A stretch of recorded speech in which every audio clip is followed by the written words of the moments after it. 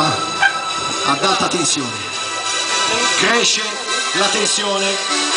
e Davide Caretta si innalza sul suo mezzo, la ruota anteriore si alza, quella posteriore rimane a terra da una parte all'altra, ha preso le misure e ora è pronto ad alzare il mezzo, 1, 2, sempre, e ora signori sì, alza la ruota anteriore, salta da una parte all'altra, non la posa, si rigira, non è soddisfatto, vuole andare avanti, 1, 2, 3, 6 salti di seguito, ma non ha finito, abbassa la ruota anteriore, il controllo del muscolo, guardatelo, potrebbe perderlo da un momento all'altro, al punto del non ritorno,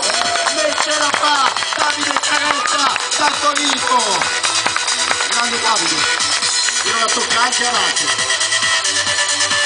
Walter Belli, si diverte anche lui, il suo mezzo più pesante, ai, ho visto fare il pelo con la ruota posteriore al naso di tutti i nostri volontari, ma sono tutti prendenti, signore e signori. Padova e Bella Casa, Expo Beach 2013, grandissimi.